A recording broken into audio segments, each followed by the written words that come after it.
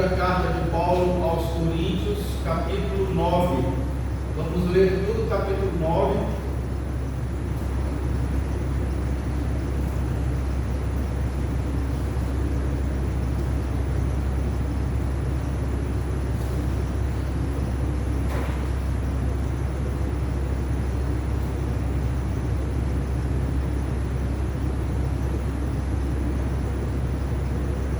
Confiado que todos encontraram, eu vou fazer a leitura e os irmãos reverentemente acompanhem a palavra do Senhor. Diz assim a palavra de Deus: ora, quanto à assistência a favor dos santos, é desnecessário escrevermos, porque bem reconheço a vossa presteza, da qual me glorio junto aos macedônios, dizendo que a Acaia está preparada desde o ano passado, e o vosso zelo tem estimulado a muitíssimos. Contudo, enviei os irmãos para que o nosso louvor a vosso respeito, neste particular, não se desminta, a fim de que, como venho dizendo, estivesseis preparados, para que, caso alguns macedônios forem comigo, e vos encontrarem desapercebidos, não fiquemos nós envergonhados, para não dizer vós, quanto a esta confiança. Portanto, julguei conveniente recomendar aos irmãos que me precedessem entre vós e preparassem de antemão a vossa dádiva, já anunciada, para que ela esteja pronta como expressão de generosidade e não de avareza. E isto afirmo: aquele que semeia pouco, pouco também ceifará, e o que semeia com fartura, com abundância também ceifará. Cada um contribua segundo tiver proposto no coração, não com tristeza ou por necessidade, porque Deus ama a quem dá com alegria.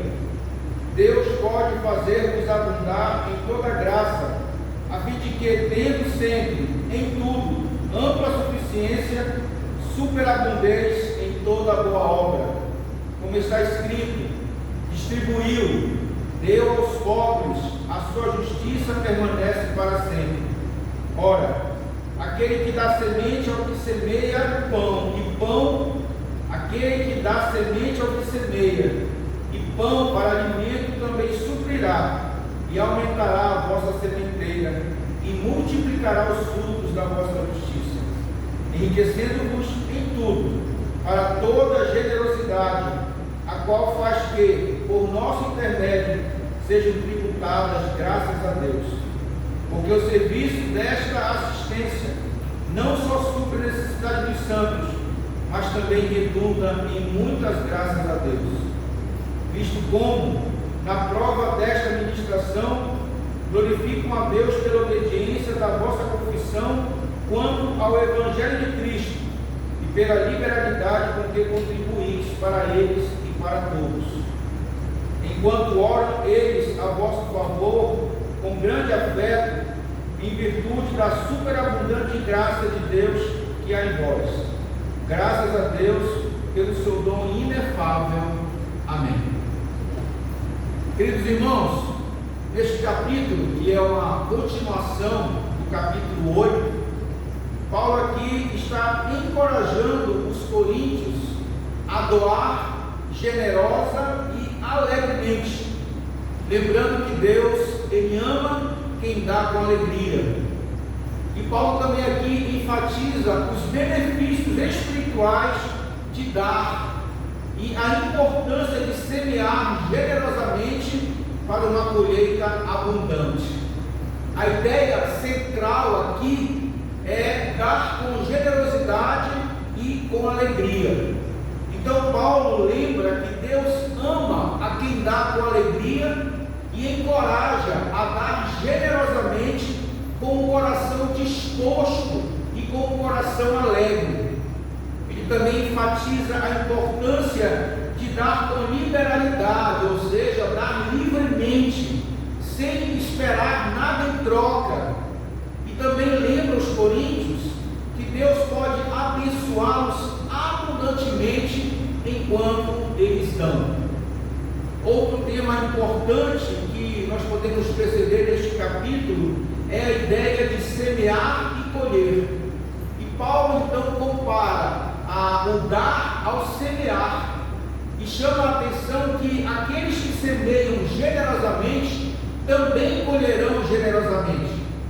E Paulo aqui então encoraja os coríntios a semearem generosamente para que eles possam fazer uma colheita abundante.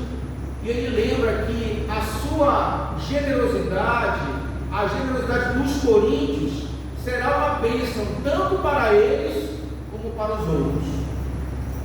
De forma geral, segundo Coríntios capítulo 9, é um chamado à generosidade e à doação com alegria.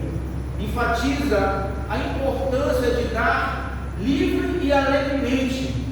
Também encoraja os crentes a semearem generosamente para que possam colher também de forma abundante. Através deste capítulo aqui, Paulo nos mostra que doar não é apenas uma questão de atender às necessidades práticas, mas é também uma disciplina espiritual que tem o poder de transformar nossos corações e nos aproximar de Deus.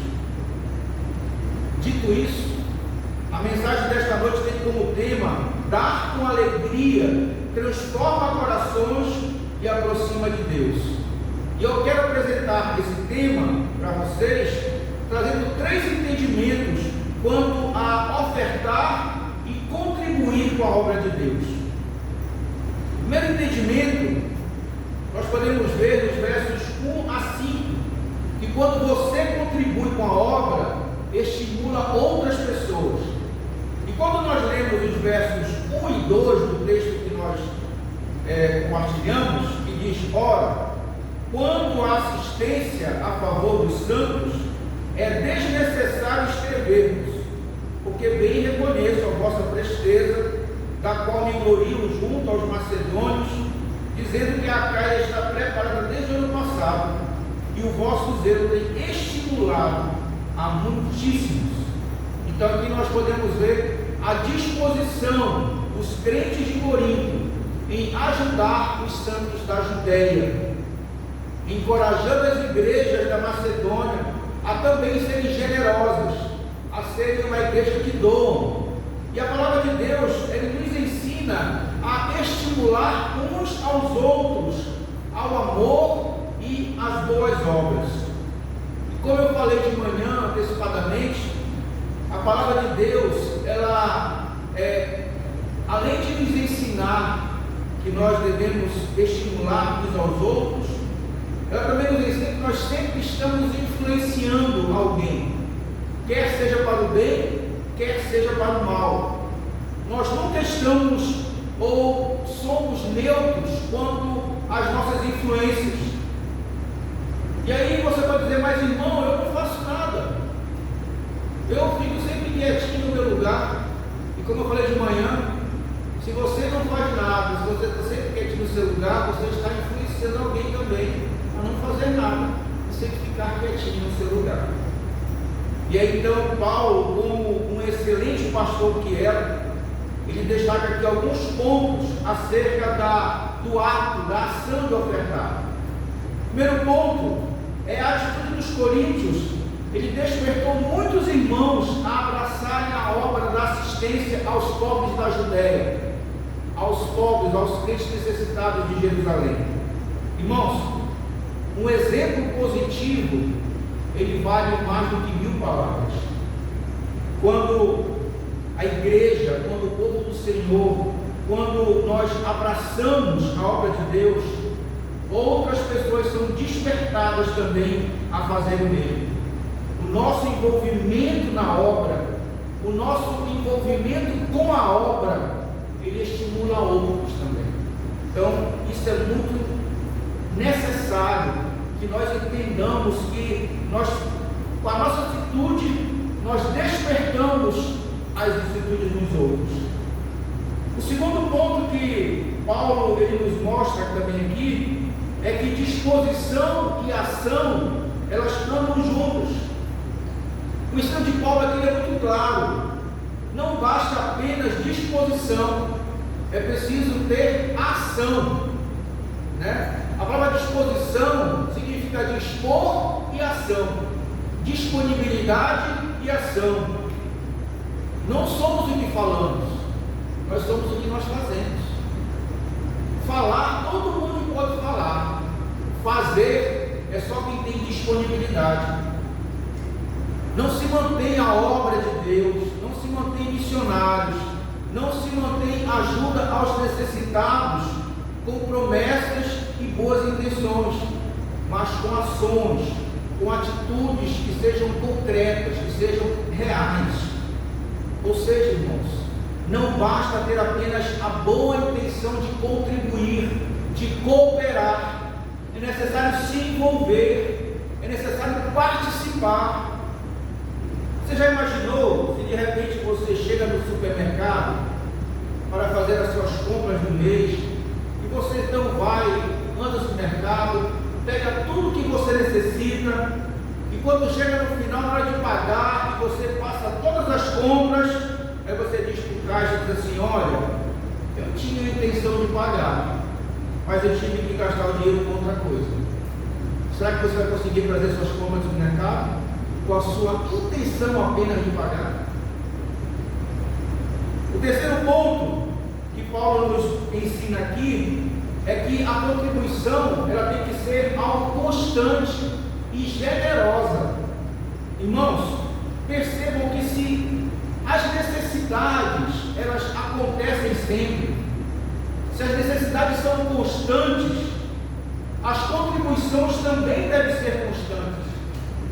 Não apenas quando nos der vontade, ou quando nós tivermos alguma disposição, mas elas também devem ser constantes.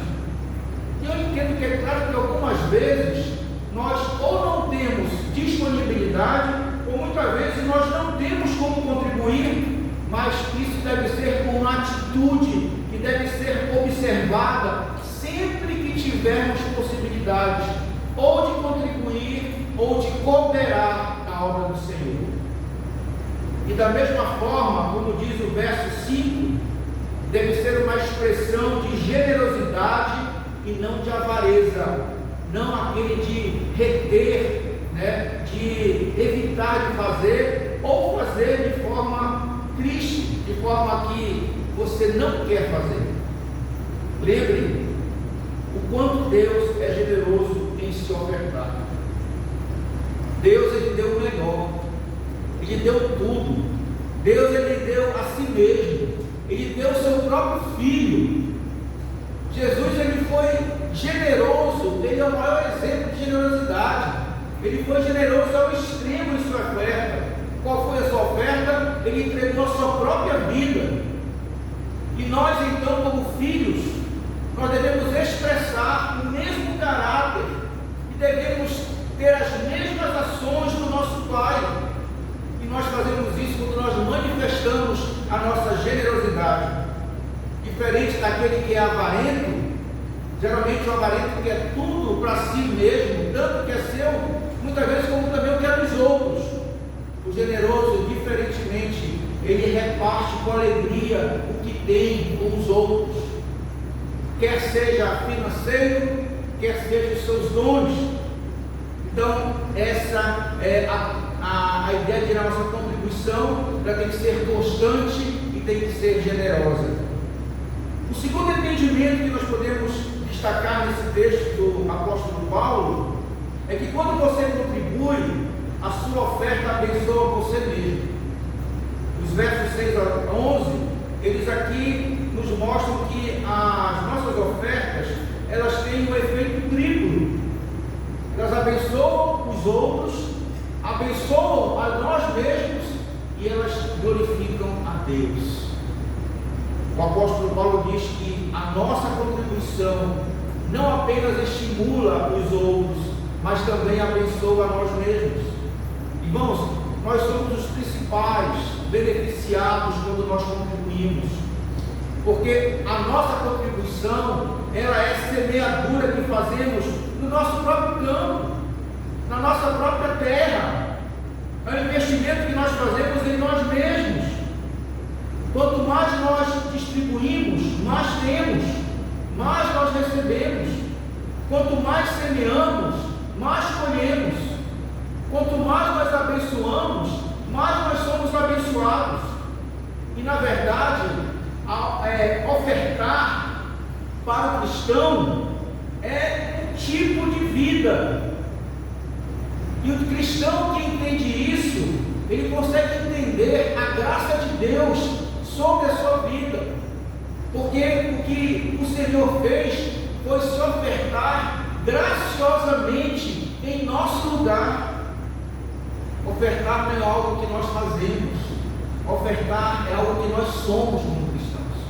A nossa vida deve ser uma constante oferta ao Senhor. Uma constante oferta à obra do Senhor. Saibam que quem contribui generosamente é muito abençoado.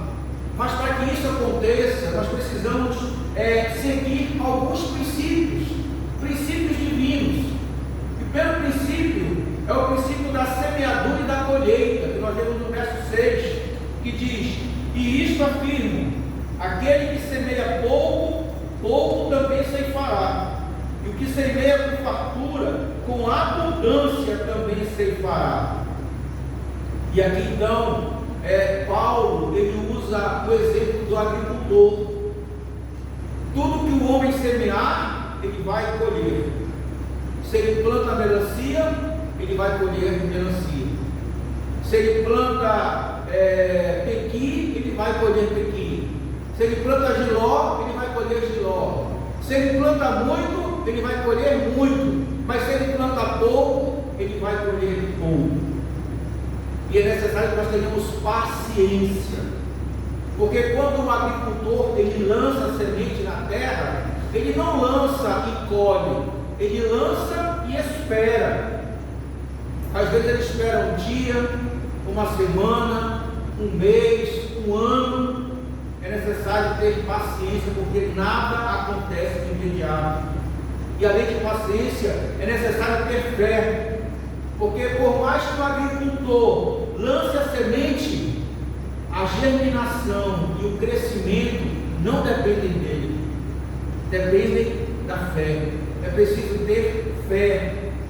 Ainda que ele faça tudo correto, no tempo certo, da forma certa, usando as técnicas corretas, preparando a terra, é preciso ter fé. Quando nós semeamos no campo de Deus, temos que ter fé, que é Ele mesmo que vai fazer germinar, é Ele mesmo que vai fazer crescer, para que nós possamos colher. É preciso ter fé, semear e colher, mas precisamos ter fé. O segundo princípio divino é o princípio da intenção. Verso 7: cada um contribua segundo tiver proposto no coração, não com tristeza ou por necessidade, porque Deus ama a quem dá com alegria. O princípio da intenção diz que colhemos o que semeamos quando fazemos de maneira certa. Se eu semeio da forma certa, eu vou colher. Mas se eu semeio de forma falha, pode ser que eu não colha. E neste versículo, apenas neste versículo, nós podemos tirar 4 ensinos. Primeiro, que a oferta é algo individual. Segundo, que ela é dada conforme tiver proposto no coração. Terceiro, ela é livre e espontânea. E quarto, muito importante, a oferta ela é reveladora, porque ela revela o seu coração e porque Deus ama a quem dá com alegria. Deus ama quem dá e não o que é dado. Não se engane que Deus está olhando o que você está dando, porque Deus está olhando o seu coração. Deus ama a sua intenção, não quanto você dá, mas a sua intenção. E Paulo aqui estava falando de ofertas. Paulo não estava falando aqui de dízimos, mas estava falando de ofertas.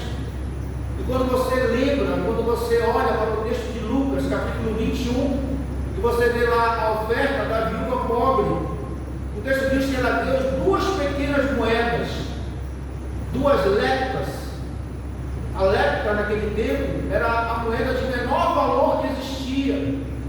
E foram estas duas moedas que a viúva pobre depositou no gasofilácio. Mas diferente dos ricos que chegavam e deixavam os sacos com muito dinheiro, ela deu de coração. Ela colocou tudo que ela tinha ali, mas colocou com fé. O que ela estava colocando ali naquela hora era o seu coração diante do Senhor, a sua vida diante do Senhor, e ela colocou isso com fé. E o Senhor sabia qual a sua intenção. O Senhor conhecia o seu coração. O terceiro princípio divino é o princípio da abundância. Olha o que diz o verso 8: Deus pode fazer-nos abundar em toda graça, a fim de que, tendo sempre em tudo ampla suficiência, superabundez em toda boa obra. Amados, Deus pode nos dar em abundância. Paulo ele usa o conceito da abundância para descrever, para falar sobre o consolo de Deus, sobre a graça de Deus, a alegria e a generosidade que são abundantes no Senhor, e Ele derrama tudo sobre nós de forma abundante. Efésios capítulo 3, verso 20 nos diz que Deus pode nos dar infinitamente mais do que pedimos ou pensamos. Querido, Deus sempre nos dá.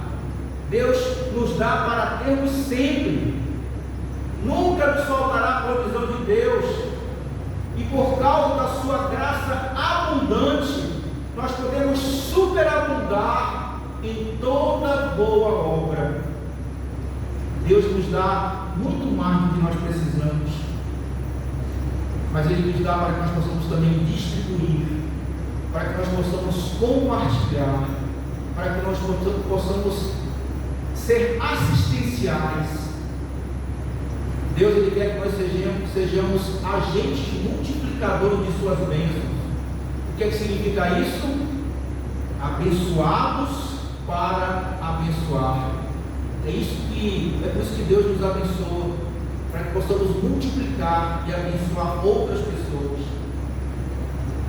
E nos versos 10 e 11, depois de nós vermos os princípios divinos, nós podemos ver aqui que há uma promessa para aqueles que são generosos, para aqueles que dão livremente, sem avareza. Deus, e é o próprio Deus quem faz essa promessa.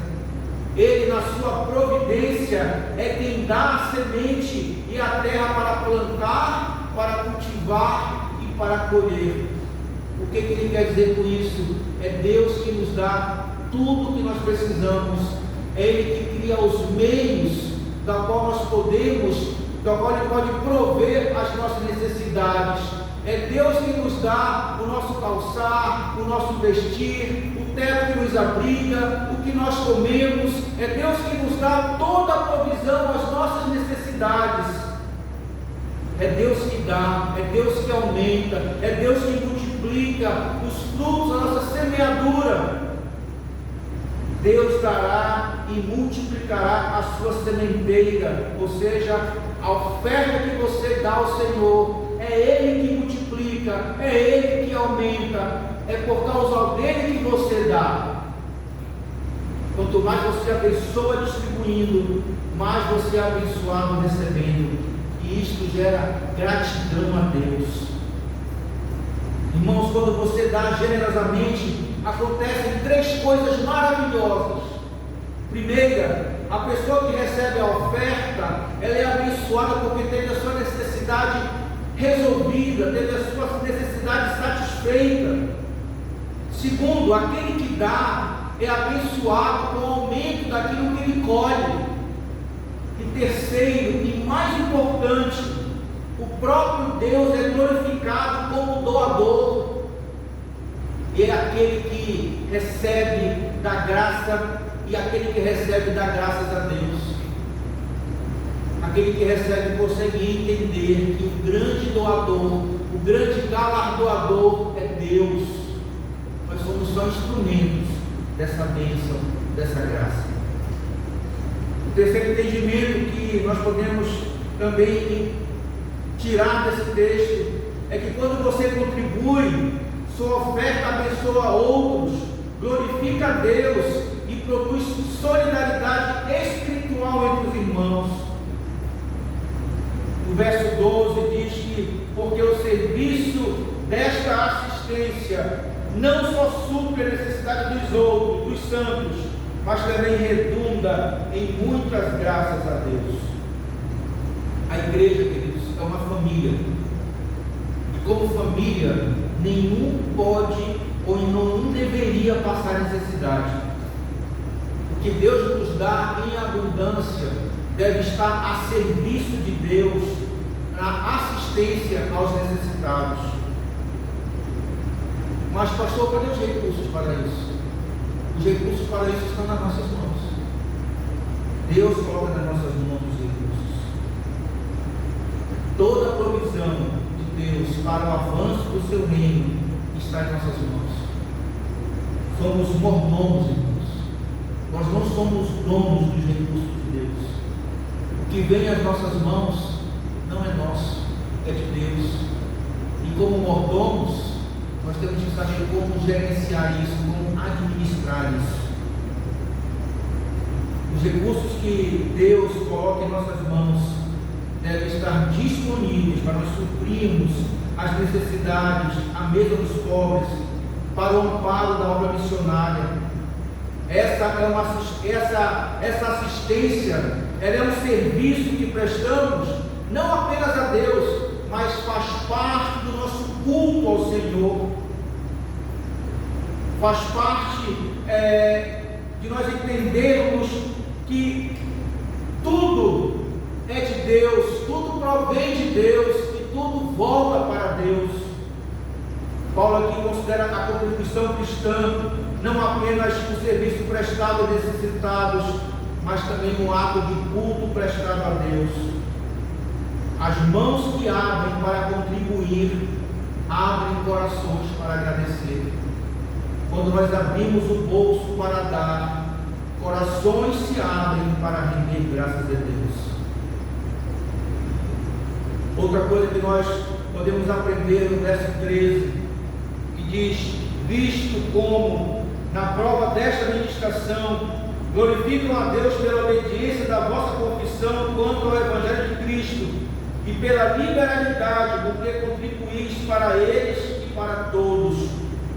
A generosidade da igreja promove a glória de Deus, pois aqueles que são beneficiados pelo nosso socorro glorificam a Deus pela nossa obediência. Aqui nós vemos os judeus crentes, os judeus da Judéia, estavam glorificando a Deus quando viram que os crentes gentios, não apenas eles entenderam o ensino religioso que foi lhes transmitido, mas eles também conseguiram viver isso de maneira prática, com ações. Irmãos, não basta ter um bom ensino, é necessário pôr o ensino em prática. Os crentes da Judéia glorificaram a Deus, não porque apenas os gentios creram, mas acima de tudo, porque os gentios obedeceram. Os crentes gentios contribuíram com liberalidade, não apenas para ajudar os crentes da Judéia, mas também eles contribuíram para ajudar outros necessitados. Isso então amplia a nossa visão, que a nossa obrigação não é apenas com aqueles que são da igreja, mas com todos aqueles que são necessitados, que nós pudermos ajudar, o que Deus nos trouxer, nós temos que ajudar. Os crentes gentios, eles não amaram apenas de palavra, mas eles fizeram isso de fato, de verdade, não apenas com palavras, mas com práticas reais. O amor, amados, não é aquilo que ele diz, o amor é aquilo que ele faz. Mas é dizer que eu amo alguém se eu não faço nada que eu demonstre meu amor por alguém. Os crentes judeus, vendo a infinita graça de Deus em operação nos crentes gentios, os crentes gentios eram aqueles crentes que não eram de Jerusalém, que não eram da Judéia. E esses crentes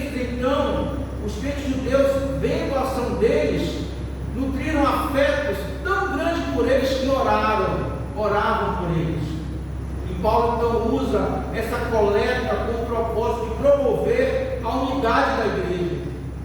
Paulo deseja evitar uma divisão da igreja, e essa oferta fazia parte do seu plano de prevenção contra esse mal de divisão da igreja. E duas coisas podem ser vistas como resultado da nossa contribuição cristã.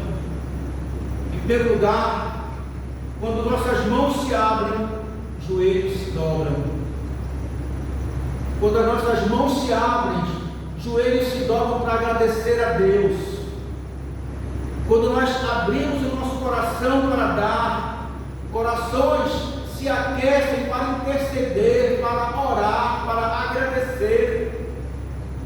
As bênçãos materiais, elas promovem as bênçãos espirituais. E nós vimos que aqui que os crentes da Judéia oraram pelos crentes gentios. Irmãos, nós nunca estamos tão próximos de alguém como quando nós oramos por essa pessoa. É impossível orar por alguém sem amá-lo. É impossível sem orar se nós não temos um afeto pelaquela pessoa que nós estamos orando. Por isso Paulo diz que os crentes judeus oravam pelos gentios com afeto, com zelo, com carinho, com amor.